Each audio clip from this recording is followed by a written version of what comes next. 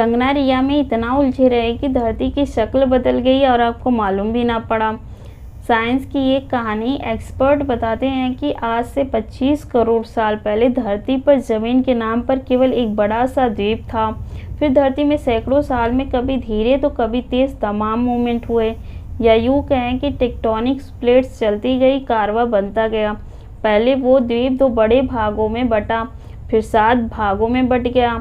इससे हमें मिले 7 महाद्वीप। 7 महाद्वीप कौन से, ये आपको अपनी ज्योग्राफी की किताब से याद होना चाहिए। दुनिया का नक्शा शायद अब बदल जाएगा। जी हाँ, धरती पर अब 7 महाद्वीप नहीं है, बल्कि एक और महाद्वीप का नाम जुड़ जाएगा, और ये महाद्वीप है ज़ीलैंडिया। आपको जानकर हैरानी होगी कि ये महाद्वीप करोड़ों सालों से समुद्र के अंदर दफन है।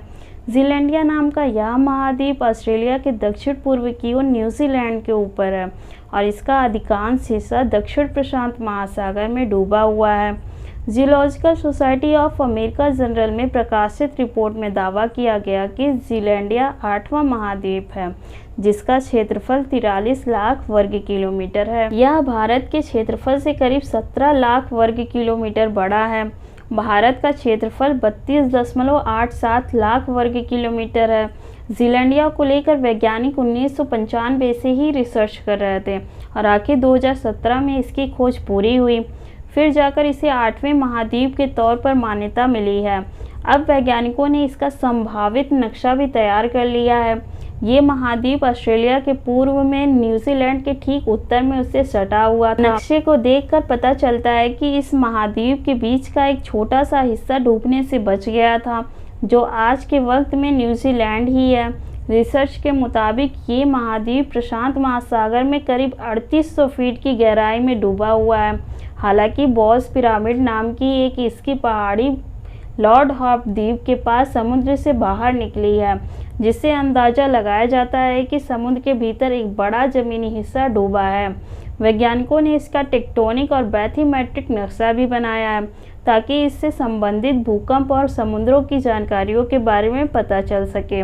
वैज्ञानिकों का कहना है कि यह नक्शा हमें विश्व के बारे में जानकारी देता है, और यह बहुत ही खास है। यह एक बड़ी उपलब्धि है। नए महाद्वीप ज़ीलैंडिया के बारे में बात करेंगे आसान भाषा में, लेकिन उससे पहले छोटी छोटी मगर मोटी बातें जान लेते हैं। महाद्वीप से पहले भी कई चीज़ें होती हैं। पहला, आइलैंड यानी द्वीप। ज़मीन का वो टुकड़ा जो चारों ओर पानी से घिरा होता है आइलैंड कहलाता है। दूसरा, कॉन्टिनेंट यानी महाद्वीप। द्वीप का एक बड़ा एरिया महाद्वीप कहलाता है। अंग्रेजी में इसके लिए टर्म यूज करते हैं लार्ज कंटिगुअस लैंड। कई हजार किलोमीटर का एरिया। जितने महाद्वीप हैं वो कहीं ना कहीं पानी से घिरे हुए हैं। ऐसा कोई महाद्वीप नहीं है जो लैंडलॉक हो, यानी चारों ओर से स्थल से घिरा हो। दुनिया में ऐसे 7 महाद्वीप हैं, और अब 8वें की बात चल रही है।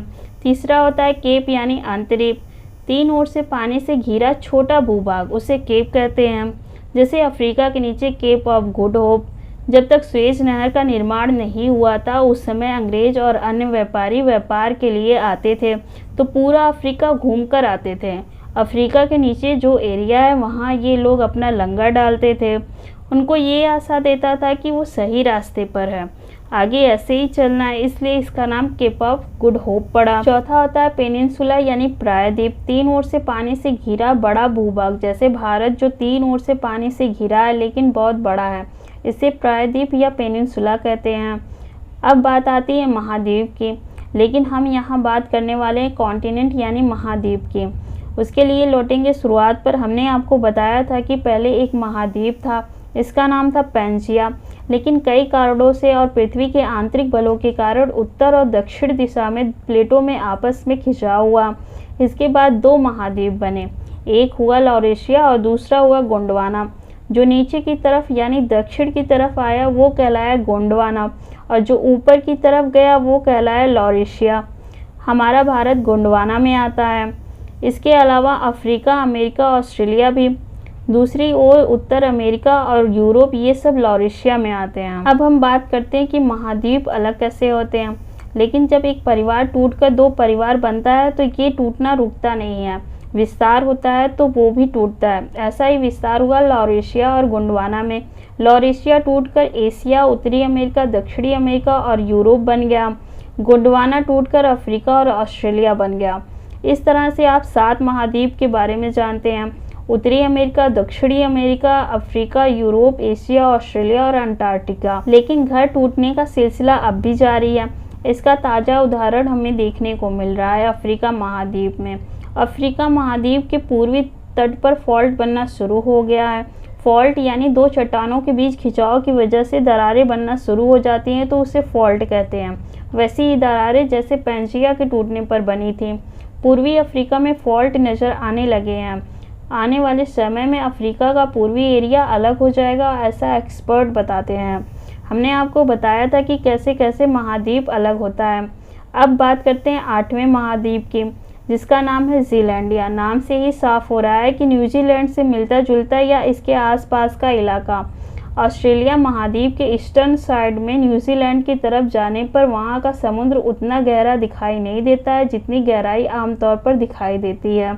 ऑस्ट्रेलिया महाद्वीप की गहराई में जाएंगे तो ओशियाना का इलाका पड़ता है। ओशियाना को 4 ग्रुप में बांटा गया है: माइक्रोनेशिया, मलेशिया, पोलिनेशिया और ऑस्ट्रेलिया।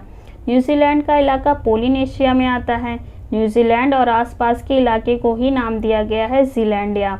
ज़ीलैंडिया के पूरे इलाके का 94% हिस्सा पानी में डूबा हुआ है।